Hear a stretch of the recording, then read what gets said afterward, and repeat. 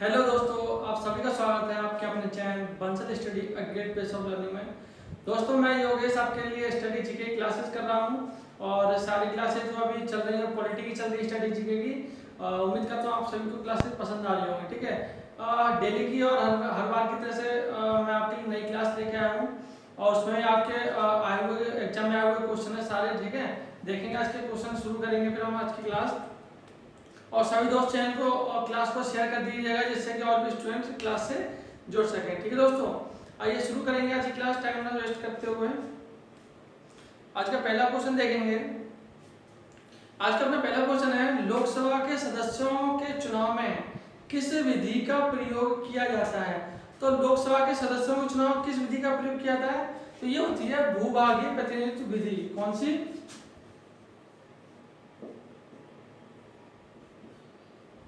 भूभागीय प्रतिनिधित्व। कौन सी होती है विधि? भूभागीय प्रतिनिधित्व विधि होती है जो कि लोकसभा के सदस्यों के चुनाव के लिए प्रयोग में लाई जाती है। ठीक है, इसमें क्या है कि सभी राज्यों को क्या है, सभी राज्यों जितने राज्य हैं अपने यहाँ, उन सभी राज्यों से कुछ कुछ सीटें लोकसभा में ऐड की हुई हैं, आप सभी को पता है। और जो सीटों का जो क्रम है, मतलब किस राज्य को कितनी सीटें प्रोवाइड कराई जाएंगी या कितनी हैं, तो वो एक उनकी जनसंख्या के अनुपात के अकॉर्डिंग सीटें दी गई हैं। ये नहीं है कि किसी को ज़्यादा किसी को कम दिया, उनके जनसंख्या के अनुपात के अकॉर्डिंग सबको सीटें प्रदान की गई हैं सभी राज्यों को लोकसभा में। तो सबसे ज़्यादा जो सीटें हैं इस टाइम पे तो यूपी की हैं। कितनी? 80 हैं, जो कि यूपी की लोकसभा सीटें हैं जो कि 80 हैं। ठीक है, तो एक जनसंख्या का रेशियो होता है, जनसंख्या के रेशियो के हिसाब से सीटें प्रोवाइड कराई जाती हैं हर राज्य को। ठीक है दोस्तों, आइए नेक्स्ट क्वेश्चन देखें। अगला क्वेश्चन क्या है अपना? अगला क्वेश्चन है, संसदीय निर्वाचन क्षेत्र। संसदीय निर्वाचन क्षेत्र में पद्धति की क्या विशेषता होती है? तो विधानमंडल में स्थिर बहुमत प्राप्त होता है। क्या? विधानमंडल में स्थिर बहुमत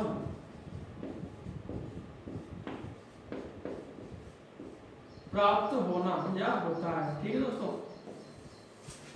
तो ये है क्या है संसदीय निर्वाचन क्षेत्र पद्धति क्या है कि विधानमंडल में स्थिर बहुमत प्राप्त होना। ठीक है दोस्तों, आइए नेक्स्ट क्वेश्चन देखें। अगला क्वेश्चन क्या है अपना? अगला क्वेश्चन है अपना कि भारत की संसद द्वारा दल बदल विरोधी कानून किस वर्ष पारित किया गया था? तो ये किस वर्ष पारित किया गया था? तो ये 1985 को दल बदल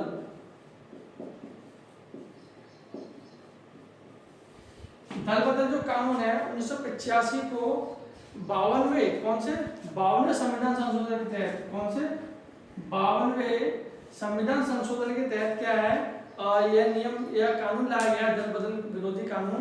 कि इसका मतलब क्या था कि जो भी पार्टी मेंबर होते थे, कैंडिडेट होते थे, तो वो क्या है उनकी पहले क्या है अपनी मर्जी से किसी भी पार्टी में चले जाते थे। कितने भी दिन बाद एक कैंडिडेट थे, नाम याद नहीं है, जिन्होंने क्या है 15 दिन में, सिर्फ 15 दिन में 3 पार्टियां चेंज की थी।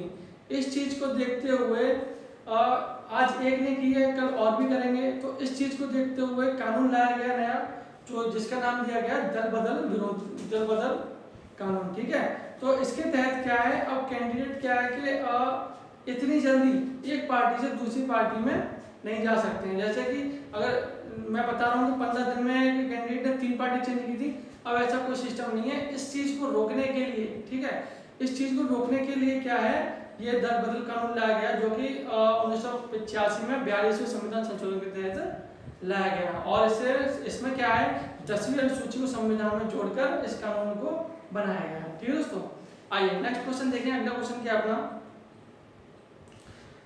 अगला क्वेश्चन है अपना मताधिकार से क्या अभिप्राय है? तो मताधिकार से क्या अभिप्राय है? मताधिकार का मतलब है वोट देने का अधिकार। क्या? वोट देने का अधिकार। ठीक है, मताधिकार का मतलब है उनको वोट देने का अधिकार। ठीक है, तो हम सभी को वोट देने का अधिकार है, ठीक है, लोकतांत्रिक है, लोकतंत्र में हम किसी को वोट दे सकते हैं, ठीक है। जैसे हम लोकसभा चुनाव होते हैं, लोकसभा चुनाव में हम वोटिंग करते हैं, और क्या कहते हैं, प्रधान के चुनाव होते हैं, इनके होते हैं ना, मुख्यमंत्री के भी चुनाव होते हैं, तो इन सभी में हम वोटिंग कर सकते हैं, ठीक है। बट जो है राज्यसभा के जो चुनाव होते हैं, सदस्य चुने जाते हैं, उसमें हम वोटिंग नहीं कर सकते हैं, ठीक है दोस्तों। तो इसमें क्या है कि पहले क्या है, इसमें 21 वर्ष, कितनी 21 वर्ष जो है आयु थी किसकी, वोट डालने की। जो बंदा 21 वर्ष का है, जो भी वयस्क लोग मतलब जो भी 21 वर्ष का है, वो सिर्फ वो वोट डाल सकता है। अगर 21 वर्ष से छोटा है या नीचा है, मतलब 20 साल का भी है, तो भी वो वोटिंग नहीं कर सकता था, ठीक है। पर क्या है, 61वें संविधान संशोधन में कितने 61वें संविधान संशोधन में क्या किया गया कि ये 21 वर्ष को घटाकर कितना किया गया, ये किया गया 18 वर्ष, ठीक है।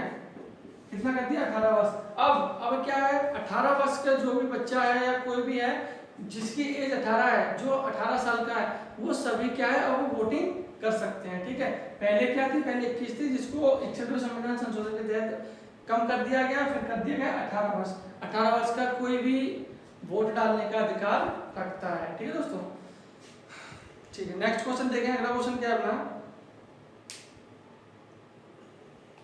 अगला क्वेश्चन है, कौन प्रतिनिधित्व सरकार को प्रतिनिधित्व करता है। तो कौन करता है, अप्रत्यक्ष लोकतंत्र, अप्रत्यक्ष लोकतंत्र, अप्रत्यक्ष लोकतंत्र है जो कि ये करता है, ठीक है। इसमें क्या होता है कि जनता के द्वारा प्रतिनिधि चुना जाता है, ठीक है। जनता ही एक प्रतिनिधि चुनती है, फिर उसका जो नेक्स्ट जब कार्यकाल समाप्त होता है, एक से सीमित समय के लिए जनता के द्वारा चुना जाता है, ठीक है। जब उसका कार्यकाल समाप्त होता है तो वो फिर वोट मांगने के लिए जनता के पास जाता है। आप सभी को पता होगा, नेता लोग आते हैं, हम लोगों के घर आते हैं, गलियों में घूमते हैं, चक्कर लगाते हैं, कैसी भी गलियों में घुस जाते हैं, और वोट के बाद फिर कोई नहीं दिखता है। तो ऐसा ही है, जैसे ही मतलब एक जनता क्या है, एक समय अवधि के लिए अपना प्रतिनिधि चुनती है, ठीक है। फिर उसके बाद जब उसका टाइम पीरियड पूरा होने वाला होता है, समय पूरा हो जाता है, तब फिर जनता के पास फिर एक बार मौका होता है कि वो अपना प्रतिनिधि फिर से चुन सके। अब काम होता है जनता का, जनता को ये देखना होता है अब कि जिस प्रतिनिधि को हमने चुना था, जिस प्रतिनिधि को हमने चुना था, तो उसने हमारे क्षेत्र में या कहीं पे अपने क्षेत्र में कैसा कार्य किया है, क्या किया है, इस चीज का सारा जो लेखा जोखा है वो जनता द्वारा देखा जाता है, ठीक है। फिर जनता द्वारा वोटिंग की जाती है। अगर जनता को उसका कार्य पसंद आता है, उसके द्वारा किए गए सारे कार्य अच्छे लगते हैं, तो जनता उन्हें फिर से प्रतिनिधि चुन सकती है। लेकिन जनता के पास ये भी अधिकार होता है कि अगर उसे अपने पुराने चुने हुए प्रतिनिधि का कार्य पसंद नहीं आया है, तो वो किसी नए प्रतिनिधि को चुन सकती है, जो कि अगले कुछ सीमित समय के लिए फिर से हो जाएगा, ठीक है। तो यही प्रक्रिया चलती रहती है, जनता के द्वारा प्रतिनिधि चुने जाते हैं, टाइम पीरियड खत्म होने के बाद फिर जनता के पास प्रतिनिधि आते हैं वोट मांगने के लिए, फिर हम उन्हें चुन देते हैं और फिर अपना कार्य संभालते हैं, और उसके अकॉर्डिंग जनता देखती है कि उन्होंने कैसा कार्य किया है। अच्छा किया हो तो जनता के द्वारा उन्हें फिर से निर्वाचित किया जाता है, चुना जाता है, नहीं तो फिर नेक्स्ट अगला कोई प्रतिनिधि देखा जाता है, ठीक है दोस्तों। आइए नेक्स्ट क्वेश्चन देखें। अगला क्वेश्चन क्या है अपना, अगला क्वेश्चन है, विधानसभा निर्वाचन क्षेत्र के लिए निर्वाचन पर व्यय की अवधि सीमा जो है फरवरी 2011 से बढ़ाकर कितनी कर दी गई। तो ये कितनी कर दी गई थी फरवरी 2011 में, ये कर दी गई थी 16 लाख, ठीक है। कितनी कर दी गई थी, 16 लाख। पर क्या है, फिर जब फिर फरवरी 2014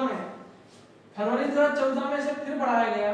तो ये कौन सी, फरवरी 2014 में बढ़ाकर इसे कितना कर दिया गया, ये राशि हो गई 28 लाख। कितनी, 28 लाख की राशि हो गई।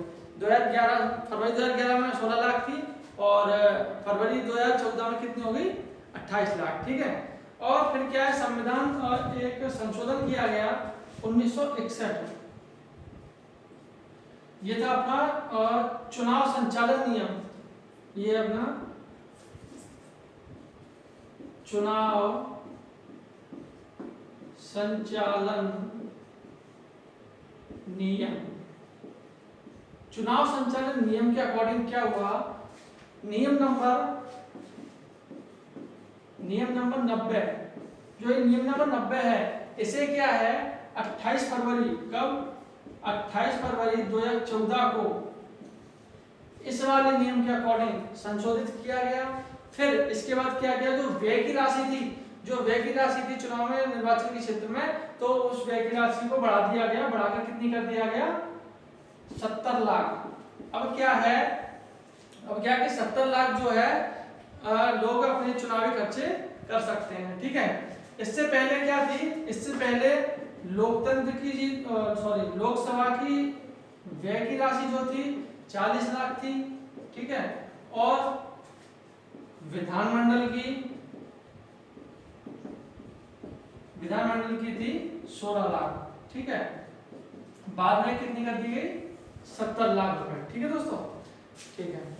नेक्स्ट क्वेश्चन देखेंगे हम अभी, एक मिनट बोर्ड साफ कर दूं। दोस्तों सभी तैयारी करते रहना, एग्जाम आपके जल्दी आने वाले हैं, और सारे क्वेश्चन जो अपने ये सारे एग्जाम में आए क्वेश्चन है, ठीक है, तो अच्छे से पढ़ लेना, ये कहीं ना कहीं आपको जरूर देखने मिल जाएंगे ये क्वेश्चन, ठीक है दोस्तों, ठीक है। नेक्स्ट क्वेश्चन देखिए, अगला क्वेश्चन क्या है हमारा, नेक्स्ट क्वेश्चन है राष्ट्रीय राजनीतिक दल कैसे घोषित किया जाता है। तो कोई भी पार्टी ले लो, जैसे हमने कोई नई पार्टी खोली अपनी, ठीक है, तो उसमें क्या होता है, हमारी उस टाइम पे नेशनल पार्टी नहीं घोषित होती है, ठीक है। तो नेशनल पार्टी घोषित करने के लिए क्या करना होता है, या तो हमें 4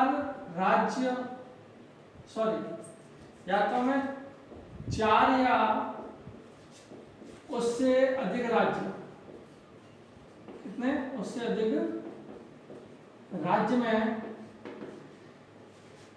कुल मतों के 6% वोट हासिल करने होते हैं।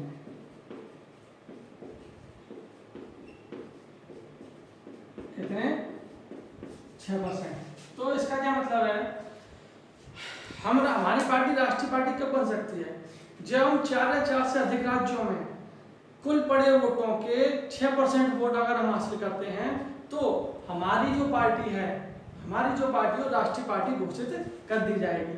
अगर बाई चांस ऐसा नहीं हो पाता है और हम 4 राज्यों में से 4 या 4 राज्यों में अधिक वोटिंग नहीं ले पाते हैं, मान लो हमने 2 राज्यों में ही वोटिंग हो पाई और हम 2 राज्यों में ही जीत पाए बस, तो उस कंडीशन के अकॉर्डिंग क्या होता है कि जो हम जमानत राशि जमा करते हैं, तो वो जमानत राशि भी हमारी जब्त कर ली जाती है, ठीक है, वो जमानत राशि वापस भी नहीं की जाती है। अगर हम 4 या 4 से अधिक राज्यों में कुल मतों के 6% वोटिंग ले लेते हैं, तो वो हमारी जमानत राशि भी रिटर्न हो जाती है, ठीक है। अगर हम इस कंडीशन को फॉलो नहीं कर पाते हैं, तो हमें जमानत राशि भी निरस्त की जाती है और वापस नहीं की जाती है। तो दोस्तों यही है कि अपनी अगर राष्ट्रीय पार्टी हमें राष्ट्रीय पार्टी बनानी है, तो 4 या 4 से अधिक राज्यों में हमें कुल मतों के 6% वोट तो लेने ही पड़ेंगे, जिससे कि हमारे राष्ट्रीय पार्टी बन सके, ठीक है दोस्तों। आइए नेक्स्ट क्वेश्चन देखें, अगला क्वेश्चन क्या है अपना, नेक्स्ट क्वेश्चन है अपना संसद के चुनाव में मत देने का अधिकार कौन सा अधिकार है। तो ये कौन सा अधिकार होता है संसदीय चुनाव में चुनाव देने का, ये होता है अपना कानूनी अधिकार,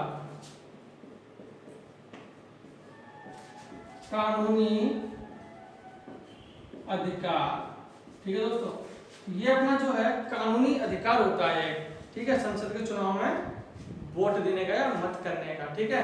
ये अनुच्छेद 326 के अकॉर्डिंग ये हमें अधिकार दिए गए हैं, ठीक है दोस्तों। आइए नेक्स्ट क्वेश्चन देखें, अगला क्वेश्चन क्या है अपना, नेक्स्ट क्वेश्चन है हमारा कि किस दल ने 2 वर्ष के समय में 2 प्रधानमंत्री दिए थे। तो ऐसी कौन सी पार्टी थी जिसने हमें 2 वर्ष में 2 प्रधानमंत्री दिए थे। तो दोस्तों जनता दल थी, पहले जो जनता दल थी, जनता दल ने हमें 2 वर्ष में कितने 2 प्रधानमंत्री दिए थे, ठीक है। 2 प्रधानमंत्री कौन कौन से थे? एक तो थे HD देवगौड़ा, ठीक है। ये कब से कब तक रहे थे?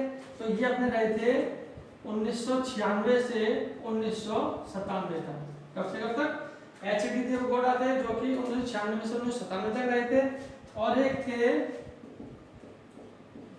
इंद्र कुमार गुजराल, एक थे इंद्र कुमार गुजराल जो कि 1997 से 1998 तक रहे थे, ठीक है। और जो ये रहे थे देवगौड़ा जी जो है HD देवगौड़ा, ये रहे थे अपने 324 दिन और ये रहे थे अपने 332 दिन, ठीक है। ये इनका टाइम पीरियड था। तो इस प्रकार से जनता दल ने हमें 2 वर्ष में 2 प्रधानमंत्री दिए। जो HD देवगौड़ा थे 1996-97 24 दिन के लिए, और इंद्रजीत गुजराल जो थे वो थे 1997 से 1998 में 332 दिन के लिए जो कि प्रधानमंत्री रहे थे, ठीक है दोस्तों। ठीक है, नेक्स्ट देखेंगे आज का लास्ट क्वेश्चन। देखते हैं आज का लास्ट क्वेश्चन क्या है। तो दोस्तों आज का लास्ट क्वेश्चन है कि क्षेत्रफल की दृष्टि से कौन सा संसदीय चुनाव क्षेत्र सबसे बड़ा है? तो कौन सा सबसे बड़ा चुनाव क्षेत्र है? तो ये अपना लद्दाख है। कौन सा? लद्दाख है, जो कि क्षेत्रफल की दृष्टि से, कितनी क्षेत्रफल की दृष्टि से सबसे बड़ा चुनाव क्षेत्र है। तो इसका क्षेत्रफल कितना है? इसका क्षेत्रफल है 59,146 किलोमीटर स्क्वायर, मतलब वर्ग किलोमीटर, ठीक। कितना? 59,146 वर्ग किलोमीटर है, जो कि चुनाव क्षेत्र की दृष्टि से काफी बड़ा चुनाव क्षेत्र है, ठीक है। अगर सबसे छोटे क्षेत्र की बात की जाए, अगर क्षेत्रफल की दृष्टि से सबसे छोटे क्षेत्र की बात की जाए तो ये अपना कौन सा है? लक्षद्वीप। लक्षद्वीप जो है सबसे छोटा चुनावी क्षेत्र है क्षेत्रफल की दृष्टि से, ठीक है दोस्तों। हाल ही में जो क्या है आपको पता होगा कि 1970 जब हटाई गई थी तो जम्मू कश्मीर और लद्दाख को 2 नए केंद्र शासित प्रदेश बनने की तैयार हुए थे, ठीक है। तो लद्दाख को केंद्र शासित प्रदेश का दर्जा कब मिला था? ये मिला था 31 अक्टूबर 2019 को, ठीक है दोस्तों। तो दोस्तों आज की क्लास यहीं खत्म होती है। उम्मीद करता हूँ आपको क्लास पसंद आई होगी, ठीक है। और ये सारे जो क्वेश्चन है, सारे एग्जाम में क्वेश्चन है, तो आप सभी इसे अच्छे से पढ़ लीजिएगा और मैं उम्मीद करता हूँ आप जल्दी से सिलेक्शन ले लें, ठीक है दोस्तों। तो ठीक है, आपसे नेक्स्ट क्लास में मुलाकात होगी। तो सभी दोस्त क्लास को शेयर कर दीजिएगा अच्छे से, और वीडियो को लाइक कीजिएगा, व्यू तो कर लीजिएगा। और जितने भी दोस्त हमारे चैनल पर नए हैं तो प्लीज़ इस चैनल को सब्सक्राइब कर लें और बेल आइकन जरूर प्रेस कर लें, जिससे कि आपको अगली आने वाली क्लास का नोटिफिकेशन टाइम से मिलता रहे, ठीक है दोस्तों। तो आपसे नेक्स्ट क्लास में फिर से मुलाकात हुई, जब तक के लिए थैंक यू।